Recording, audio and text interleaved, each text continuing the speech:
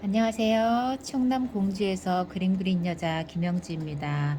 2022년 새해가 밝았습니다. 1월 2일.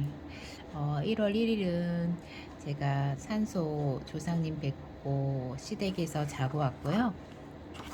오늘 공주 집에 왔습니다. 나태주 인생 이야기, 이제는 잊어도 좋겠다. 어제에 이어 엊그저께 이어 읽겠습니다.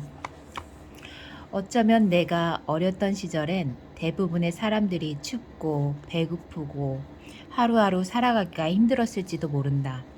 일부 사람들만이 아니라 거의 모든 사람의 형편이 그랬다. 먹는 음식이며 옷가지며 살림살이가 두루 부족했던 것이다.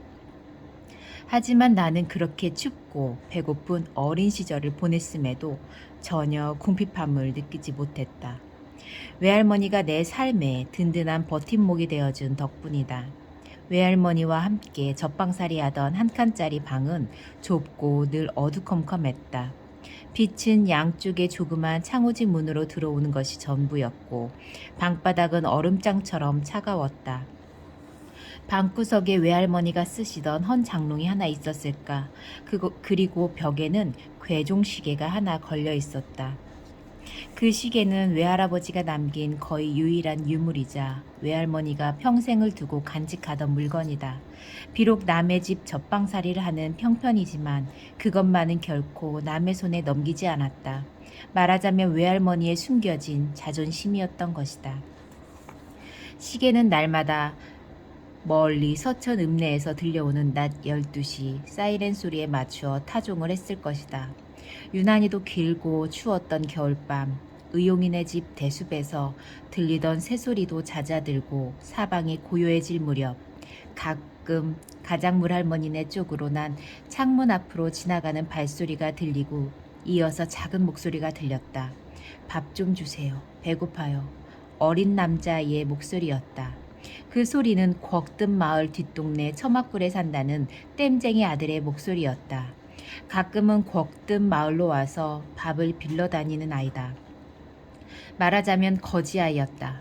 아버지가 땜쟁이 일을 해서 먹고 살았는데 일감도 없고 또 병이 나서 하는 수 없이 하나밖에 없는 아들아이가 밥을 빌어 아버지와 함께 먹고 산다고 했다.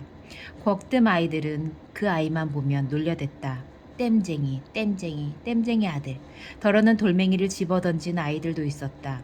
한두 번은 나도 아이들을 따라 그렇게 그 아이를 놀린 일이 있기도 했다. 그런데 바로 그 아이가 젖방살이 하는 우리 방문 앞에서 밥을 달라고 외치고 있었던 것이다. 뒷동네 산 아이가 왔나 보다. 쯧쯧. 어린 것이 날씨도 추운데. 외할머니는 작은 소리로 두런거리다가 창호지 문에 대고 조금 큰 소리로 말했다. 얘야, 조금만 기다려라. 외할머니는 완순네 집 마당으로 열린 창문을 열고 부엌으로 나가 저녁에 먹다가만 찬밥을 대접에 담아가지고 나왔다.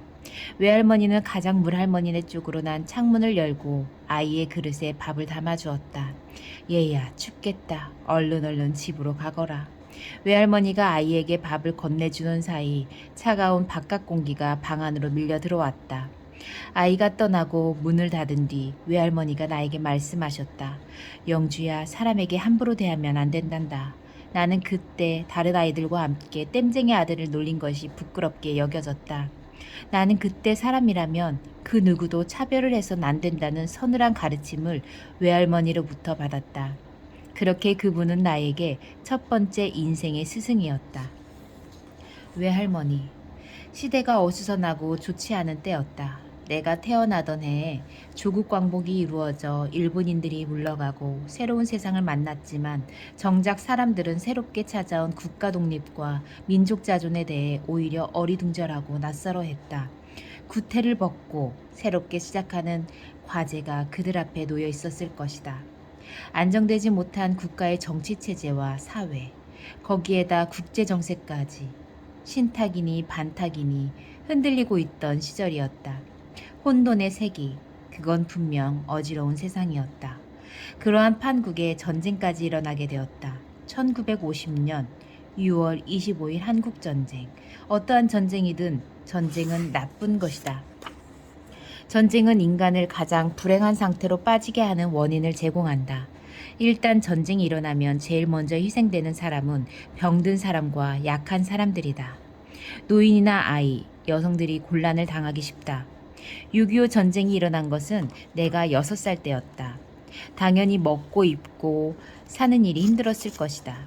뼈저린 삶의 고통이 있었을 것이다. 외부 사정이 그런데도 나에게는 전혀 그런 기억이나 느낌이 없다. 다만 따스하고 편안한 느낌일 뿐이었다. 왜 그랬을까? 생각해보면 그 중심에 또 외할머니가 계셨다. 외할머니가 밖으로부터 불어오는 온갖 비바람과 먼지 폭풍과 엄청난 총성의 굉음을 당신의 작은 몸으로 막아주셨던 것이다. 외할머니는 당신의 가슴에 나를 포근히 안거나 등에 나를 찰싹 업고 계셨다.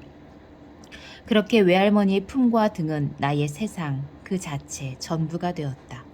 끼니 때 밥상 앞에서도 외할머니는 잠시도 내게서 눈길을 떼지 않으셨다. 내가 숟가락으로 밥을 떠서 입에 넣으면 어느사이 반찬이 눈앞에 와 있었다. 내가 먹고 싶어 하는 반찬을 젓가락이나 숟가락으로 옮겨 먹여주시곤 했다. 내가 지금도 젓가락질이 서툰 것은 그 때문이다. 저녁에 잠자리까지도 세심한 주의와 보살핌으로 베푸셨다. 옛날 이불은 촉감이 뻣뻣하고 차갑다. 안에 솜이 들어있기는 하지만 광목천에 풀을 먹여 호청을 댔기 때문에 피부에 닿으면 선뜻하기까지 하다. 이런 걸 알기에 외할머니는 이불을 편 다음 당신이 미리 들어가 이불을 덮인 뒤 나에게 들어가 자도록 했다.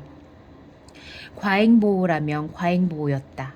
하지만 나는 그러한 외할머니의 대접이 싫지 않았다. 외할머니야말로 내 인생 최초이자 최후의 보루 같은 분이셨다. 그분에게 진 빚이 너무나 많았다. 살아서 하나도 갚지 못한 빚, 송구하기 이를 데 없는 일이다. 어떻게 하든지 잘 살다가 가는 길이 그분에게 진 빚을 갚는 길이라 여겨진다.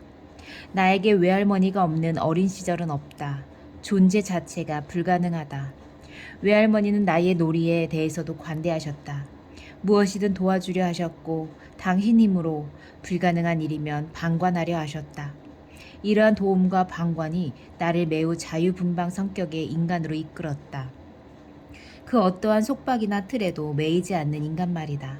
나중에 내가 자라 시인이 될 수밖에 없었던 것도 어릴 때 외할머니의 육아 방법이나 가정 환경에 근원이 있다고 본다. 게다가 외할머니는 이야기를 즐기셨다. 시골 마을에서 전해져 오는 민간설화나 재담을 좋아하셨고 또 가끔은 혼자만 아시는 전설 같은 것을 나에게 들려주시곤 했다. 가령 꾀꼬리 전설만 해도 그렇다. 첫여름 나무에 실록이 퍼져 나뭇잎이 햇빛에 반짝일 무렵 꾀꼬리가 찾아와 울기 시작하면 외할머니는 꾀꼬리에 대해서 말해주시곤 했다. 영주야, 저 꾀꼬리는 전생이 예쁜 여자였단다. 옆집 총각을 좋아하다가 죽어서 꾀꼬리가 되었는데 지금도 그 총각을 잊지 못해 저렇게 애타게 우는 거란다. 들어보렴. 꾀꼬리 울음소리가 꼭 이렇게 들리지 않니? 고추밭에 머리 곱게 빚은 저 도령. 고추밭에 머리 곱게 빚은 저 도령. 그 후로 꾀꼬리 소리를 듣다 보면 고추밭에 머리 곱게 빚은 저 도령. 그렇게 들리는 듯 싶기도 했다. 게다가 외할머니는 한글을 읽을 줄 아셨다. 이른바 어깨너머로 배운 글이다. 아무도 정식으로 가르쳐주지 않았지만 다른 사람이 글을 배울 때 함께 배운 글이다. 어쩌면 당신의 따님인 우리 어머니가 일제강점기 심상소 학교 다닐 때 조선어 독본으로 한글을 익히면서 더불어 배운 실력이었지 싶다. 외할머니는 잠이 없는 밤이면 호롱불 아래서 옛날 이야기 책을 읽어주셨다. 그것은 시장의 난전에서 구해온 육전 소설류, 수경낭자전, 눈물전, 무궁화전, 추월색 같은 책 이름들이 얼핏 기억에 남는다. 38에 혼자 되신 분이다. 지금 세상 같으면 결혼도 하지 않았을 나이인데 이미 결혼하여 딸 하나를 낳아서 길러 시집 보내고 남편마저 잃고 혼자 되신 분이다. 청상 과부, 지극히 서럽고 안타까운 이름. 게다가 함께 살 자식이나 시댁 식구들조차 없는 처지. 오직 당신 곁에는 4살 먹은 어린 외손자가 있었을 뿐. 외할머니는 나를 등에 업거나 가슴에 안고 작은 소리로 노래 비슷한 소리를 내셨다. 그것은 알아들을 수 없는 말이었고 노래였다. 당신의 가슴 속에 쌓인 한이 그렇게 알 수 없는 곡조가 되어 밖으로 흘러나왔지 싶다. 나는 시시각각 외할머니가 흘려보내는 머나먼 노래와 슬픔의 강물 위에 가엽게 떠서 흔들리는 하나의 조각배가 되었는지 모를 일이다. 초록 물감 질펀하게 엎으러진 밤. 이파리 하나하나 지느러미를 달고 날개를 달고 하늘바다를 파들거리는 나무 숲을 사이 소쩍새 울음소리 깊은 우물을 파고 들어앉고 조이 창문이 2개 달린 집. 2개 가운데 하나만 불이 켜져서 밤마다 나는 황금의 불빛 아래 숨쉬는 조그만 알이 되고 아침마다 나는 솜털이 부시시한 어린 새 새끼 되어 알껍질을 열고 나오고 외할머니 늘 조심스러운 눈초리로 지켜보고 계셨다. 불 켜진 조이 창문이 쓰고 있는 썩어가는 볏짚 모자 속에 굶실굶실 뒹굴며 자라는 군뱅이들, 짹짹을 참새들, 찍찍 쥐새끼들. 더러는 군뱅이나 참새, 쥐새끼를 집어먹으며 몸통이 굵어가는 구렁이들. 나는 참 이승에서 외할머니한테 진 빚이 많다. 감꽃. 세상 일이 어떻게 돌아가고 어른들의 삶이야 어떻든지 아이들의 세상은 다르다. 고달프고 근심 걱정 많은 어른들의 세상과는 아예 다른 것이 아이들만의 세상이다. 그들끼리의 독립적인 세계가 있다. 특히 나처럼 세상의 바람막이로서 외할머니 같은 어른과 함께 산 아이는 더욱 그랬을 것이다. 식민지 체제에서 독립된 나라로 바뀌고 그 소용돌이 속에서 사람들이 갈등하고 거기에 더하여 생명까지 위협하는 전쟁이 일어났지만 나는 그런 세상 물정을 전혀 모른 채 그 시절을 살아낼 수 있었다.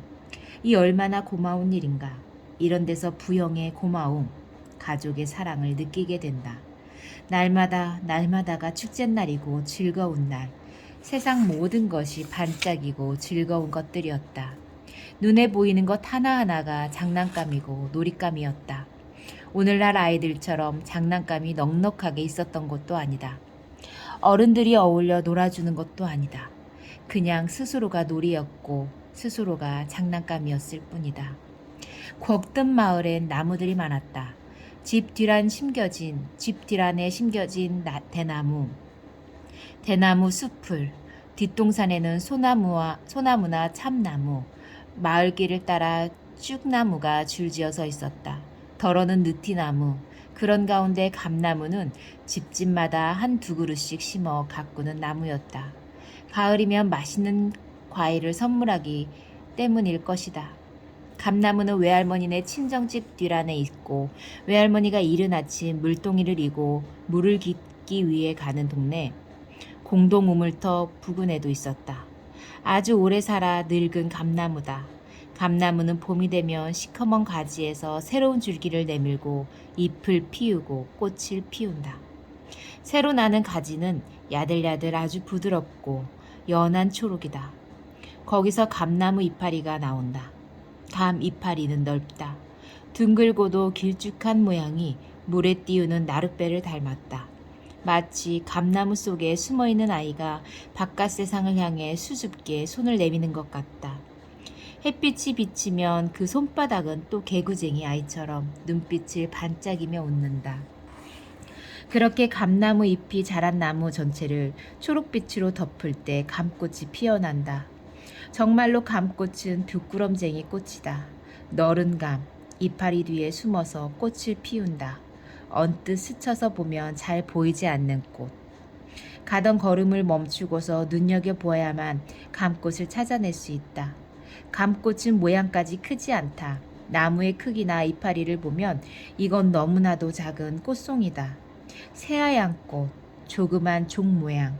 그 조그만 새하얀 꽃이 아래쪽을 보며 조롱조롱 매달려 있다. 자세히 들여다보면 감꽃은 마치 어린아이의 배꼽처럼 안쪽으로 온폭하게 오므린 모양이 여간 사랑스러운 게 아니다. 때가 되면 감꽃은 땅으로 떨어진다. 불쑥불쑥 풀숲으로 내려앉은 감꽃들. 그러나 감꽃은 사람이 보고 있을 때는 결코 떨어지지 않는다. 한 저녁을 보내고 아침이 왔을 때 감나무 밑을 찾아가 보면 새하얗게 감꽃들이 떨어진 것을 볼 수 있다. 감나무가 아이들에게 주는 선물이다. 특히 전날 저녁에 저녁바람이 세차게 불었거나 비가 내린 날에 감꽃이 많이 떨어졌다. 그러기 때문에 곽뜸 아이들은 감꽃이 필 무렵 바람이 세게 부는 날이면 일찍 잠자리에 들었다곤 했다. 남보다 먼저 일어나 감꽃을 주우러 가기 위해서다. 나 또한 바람 소리를 들으면서 일찍 잠자리에 들던 기억이 선연하다. 할머니, 내일 아침 물 길러 갈 때 나 좀 깨워주세요. 그래라. 대답은 그렇게 하셨어도 할머니는 나를 깨우지 않으셨다. 아침에 일어나면 번번이 머리맡에 조그만 대바구니가 하나 놓여 있고 거기엔 새하얀 감꽃이 소복히 담겨 있곤 했다. 외할머니가 우물로 물 길러 가서 나 대신 주워오신 감꽃이다. 감꽃은 아이들에게 유용했다. 우선은 군것질거리로 쓰였다. 감꽃을 씹어보면 달짝지근하고 비릿한 게 먹을만 했던 것이다. 그런 다음 감꽃은 장식품으로도 활용됐다. 먹다가 남은 감꽃을 실에 꿰어 목에 걸면 감꽃 목걸이가 되었다. 새하얀 감꽃 목걸이를 목에 걸고 웃고 있으면 외할머니도 환하게 웃으면서 나를 바라보시곤 했을 것이다. 아이들의 군것질거리가 거의 없던 시절이었다. 산이나 들로 쏘다니며 아이들은 자연에서 군것질감을 얻었을 것이다. 물오른 소나무가지의 껍질을 벗겨 그 안에 들어있는 속껍질을 발라먹었고 아카시아 꽃이나 골담초 꽃을 따서 먹기도 했다. 또 시향풀잎을 잘라 먹거나 새로 돋아나 통통한 찔레순이나 무순을 꺾어 속을 발라 먹었고 심지어는 삘기를 뽑아 먹기도 했다. 선돌리 양반 괴 벗기새, 선돌리 양반 괴 벗기새. 이 노래는 어린 시절 외갓집 아이들이랑 함께 소나무 껍질을 벗기면서 부르던 노래다. 어떤 아이가 먼저 지어서 부르기 시작했는지는 모르지만 우리는 그 노래를 부르면서 소나무 껍질을 벗기면 잘 벗겨진다고 믿고 그랬던 것이다. 외갓집 마을엔 선돌리라는 마을에서 시집온 아낙네와 사는 남자 어른이 한 분 살고 있었다. 그래서 이웃들이 선돌리 양반이라고 불렀는데 그분은 한복 바지를 늘 허리춤까지 내려 입고 그 위에 허리띠를 둘러 바지춤이 아래로 흘러내릴 것 같이 하고 다녔다. 그걸 보고 아이들이 지어낸 노래가 바로 그 노래다. 바람이 많이 부는 날은 감꽃이 많이 떨어졌다. 바람이 잠든 새벽 아침에 아이들은 깨어 뿌연 물안개 속에 바구니 하나씩 들고 감꽃을 주우러 감나무 밑으로 모인다. 감나무 아래 가슴 두근거리며 아이들을 기다리고 있는 하얀 감꽃들. 바구니 하나 가득 감꽃을 주워들고 돌아오는 뿌듯한 이 기쁨. 이 감꽃으로 무엇을 할까? 입안에 집어넣고 자근자근 씹으면 떨떠름하고 달짝지근한 감꽃 내음. 실에 꿰어 목에 걸면 환한 꽃다발. 야, 내가 왕자님 같잖아. 갑자기 가슴이 밝아오는 웃는 얼굴. 바람이 많이 부는 날 바람 소리 속에 아이들은 일찍 잠들곤 했다. 새벽에 일어나 감꽃을 주우러 가야 하기 때문이다. 솜틀집. 곽뜸 마을에서 어린내가 마음 놓고 드나들 수 있는 집은 풍조영네 집 말고는 젖방살이 하는 집 옆집인 솜틀집이었다. 이 집엔 낡은 솜을 새로운 솜으로 바꾸어주는 솜틀 기계가 있었다. 그래서 동네 어른들은 이 집을 솜틀집이라 부르고 아이들은 떨거덕집이라고 불렀다. 솜을 타려면 기계에서 떨거덕 소리가 크게 났기 때문이다. 솜니불이나 솜료를 오래 쓰면 솜이 짜부러들고 딱딱해지고 보온성도 떨어진다. 그러면 그 솜을 꺼내어 솜틀기계에 넣고 타준다. 기계가 제법 컸다. 네모진 나무 상자같이 생긴 수동식 기계인데 기계 아래쪽에 있는 페달을 밟아주면 쇠바퀴가 돌아가면서 그 힘으로 솜을 타주도록 고안되어 있었다. 솜틀 기계가 동네마다 있던 게 아니라서 먼 동네에서까지 아낙네들이 묵은 솜 보퉁이를 이고 찾아와서 솜틀집에 솜을 맡겨 조금씩 솜을 타가곤 했다. 실은 이 집이 외할머니네 친정집이다. 거기엔 외할머니의 어머니, 그러니까 진 외할머니가 생존해 계시고 외할머니의 두 남동생이 함께 살고 있었다. 나에게는 모두 할아버지라고 불리는 어른들이다. 그런데 외할머니가 맞이이시고 그 아래로 이모 할머니, 또 그 아래로 두 남동생이 있는 거니까 두 분은 그렇게 나이가 많은 분들이 아니었다. 큰할아버지가 나의 아버지보다 몇 살 더 위인 분이고 작은 할아버지는 아주 많이 손 아랫분이었다. 두 할아버지는 마음씨가 좋으신 편인데 큰아버지의 부인인 할머니가 문제였다. 그 할머니에게는 나와 비슷한 나이의 딸이 있고 그 아래로 딸들이 더 있었다. 그러니까 딸 부잣집인데 이분이 심술이 있고 마음씨가 고약하여 동네 사람들과도 사이가 좋지 않았다. 그래서 외할머니도 그 집에 다녀오기만 하면 속상하다는 말씀을 많이 하셨다. 젖방살이 하는 집인 완순네 집과 솜틀집인 살인문을 나란히 하는 집이었다. 그런데 사이가 나쁜 건 감나무 한 그루 때문이었다. 완순네 집과 솜틀집 사이에 낮은 담장이 있는데 그 담장 안쪽으로 감나무 한 그루가 서 있었다. 그런데 가을이면 그 감나무의 낙엽이 솜틀집 마당에만 떨어지는 게 아니라 완순네 집 마당에도 떨어졌다. 그래서 그것 때문에 자주 말다툼이 생기곤 했다. 실은 이 솜틀집은 외할아버지가 지으신 집이다. 처음 외할아버지가 청주에서 이사와서 자리를 잡은 집은 지금 젖방살이를 하는 완순네 집이다. 그 집에서 살다가 옆에 땅을 사서 새로 지은 집이 바로 솜틀집이었다. 외할아버지는 당신의 형님 되는 분에게 먼저 살던 집 완순네 집을 들였다. 그리고 당신은 그 지금의 솜틀집으로 이사가서 살았다. 그러다가 면사무소 뒤편에 다시 집을 짓고 그리고 이사를 가서 살았다. 그 집이 바로 내가 태어난 집, 충남 서천군 시초면 초연리 111번지다. 그러나 외할아버지는 얼마 안 가 몸에 병을 얻어 일찍 돌아가시고 외할머니만 혼자 남게 되었던 것이다. 그 시기가 문제였다. 병명은 복막염. 오늘날 페니실린 주사만 몇 대 맞았어도 나을 수 있는 병인데 고치지 못하고 세상을 떴다고 뒷날 어른들이 한탄하는 걸 나는 여러 차례 들었다. 해방 공간의 혼란기에 일어난 불행한 일 가운데 하나였다. 어쨌든 외할아버지는 대단한 분이었다. 한 마을에 와서 한 채의 집을 사들이고 두 채의 집을 새로 짓다니. 그 집들을 가까운 가족들에게 주었다니. 하지만 외할아버지의 형님 되시는 분은 당신이 받은 집을 제대로 지키지 못하고 완순네한테 팔아넘기고 더욱 깊은 산골로 들어가 새로운 움막을 짓고 산다고 했다. 말하자면 파산을 한 셈인데 이를 두고 가끔 외할머니는 지객이 없고 속을 못 차려서 멀쩡한 살림살이를 들어먹었다고 말씀하곤 했다. 솜틀집에는 감나무가 많았다. 마당가에도 한 그루 서 있었지만 뒷뜰에도 여러 그루의 감나무가 심겨져 있었다. 이것도 실은 외할아버지가 처음 집을 짓고 심어 넣은 감나무라 했다. 감꽃이 떨어질 때는 감꽃을 주우러 갔고 풋감이 떨어질 때는 풋감을 우려 먹는 재미도 나는 자주 솜틀집을 드나들었다. 뒷뜰에서 아이 발자국 소리가 들려도 그것이 나라는 것을 알면 솜틀집 어른들은 그려려니 눈 감아주곤 했다. 풋감 떨어질 때 감꽃이 피었다 지고 나면 그 자리에 감알이 열린다. 초록빛 구슬처럼 둥그스름한 모양의 열매다. 감알은 사람들 눈피를 피해 넓은 감 이파리 뒤에 숨어서 몸통을 키워간다. 풋감이다.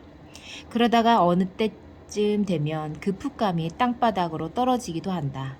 감나무 스스로 감당이 안 되는 열매를 적당히 솎아내는 것이다. 군것질감이 부족한 아이들이 그 풋감을 버려둘 리 없다. 아주 작을 때는 몰라도 감나무 아래 떨어진 감알의 크기가 제법 커지면 그 풋감들을 주워다가 군것질감으로 삼았던 것이다. 그것은 나도 그랬다. 주워온 풋감을 조그만 단지에 넣고 물을 부어 우려냈다. 그러면 그럴듯한 군것질감이 되었다. 외할머니는 조그만 단지를 하나 건네주셨다. 질그릇 단지. 풋감을 우릴 때는 그냥 단지에 물을 넣기만 하면 안 된다. 그 물에 된장을 한 숟가락 퍼서 풀어야 한다. 그런 다음 불을 피우고 미지근한 부엌의 이마 부분 한 귀퉁이에 그 단지를 놓아두어야 한다. 때로 외할머니가 물 길러 가는 길에 풋감을 주워다 주시기도 했다. 아이들은 단지 안에 익어가는 풋감을 진득하게 기다리지 못한다. 밖으로 놀러 나갔다가도 집에 돌아오면 제일 궁금한 것이 단지 안에 들어있는 풋감이다. 단지 뚜껑을 열고 풋감을 꺼내요. 풋감의 아랫부분을 이로 깨물어 맛보는 것이다. 여전히 떫은 맛이면 다시 단지 속에 넣고 조금이라도 단맛이 들었으면 그 자리에서 먹는 것이다. 아침에 잠에서 깨어 제일 먼저 해보는 일이 감의 단물 우려내는 단지 뚜껑을 열고 가말들을 차례로 꺼내어 밑동을 깨불어 보는 것이다. 얘야, 그렇게 자바를 떨면 감이 익고 싶어도 익지 못하겠다.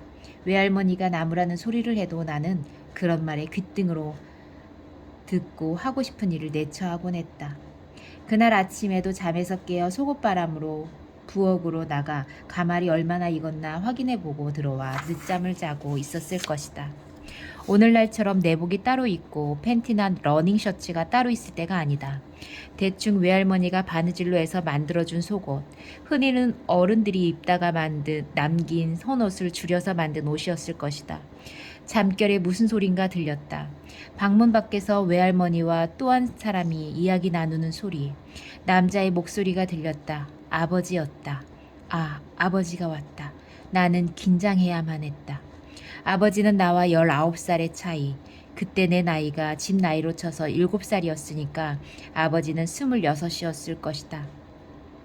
아버지는 무뚝뚝하다. 무섭다. 자주 만난 기억도 없고 언제나 멀게 느껴지는 남자 어른이다. 그런데 아버지가 이른 아침에 외갓집에 찾아온 것이다. 무슨 일일까? 밖에서 외할머니와 아버지가 나누는 소리가 계속 들려왔다. 이 아침 대바람에 웬일인가? 아이를 데려가려고요. 데려다가 학교에 넣으려고요. 아니 이 사람아, 이 동네엔 학교가 더 가깝지 않은가? 여기서 학교에 다니게 하면 되지. 그래도요, 시절이 뒤숭숭하니 집에 데려다가 학교에 다니게 하려고 그럽니다. 그런가? 그러면 아이와 아침밥이라도 먹고 가게. 먹는 둥 마는 둥 외할머니가 차려주는 밥상을 아버지와 마주 앉아서 먹었다. 그런 다음엔 외할머니가 챙겨주시는 옷까지 보퉁이를 옆구리에 끼고 외갓집 마을을 떠났다. 약간은 비탈져서 아래로 기울어진 길. 완순네 집 대문을 나와 나는 아버지를 따라 길을 걷고 있었다. 등 뒤로 외할머니의 눈길을 느끼면서 아버지가 무서워 차마 뒤도 돌아보지 못하고 땅만 보며 걸었을 것이다. 조금씩 외갓집과 멀어지는 길, 울고 싶었지만 울지도 못했다. 내내 마음속으로 생각이 나는 건 기껏 우려만 놓고 먹어보지도 못하고 온 외갓집 그 젖방살이 부엌의 단지 속 풋감. 그 풋감을 외할머니는 어떻게 하셨을까? 당신이 드셨을까? 버리셨을까? 지금도 그 생각을 하며 가슴이 아릿하게 보랏빛 물감으로 물든다. 그것은 마치 가슴 속 청동 항아리 바닥에 가라앉은 유리구슬과 같다. 그립고 아쉽고 안타까운 느낌이 거기에 머문다. 우선 여기까지 읽습니다.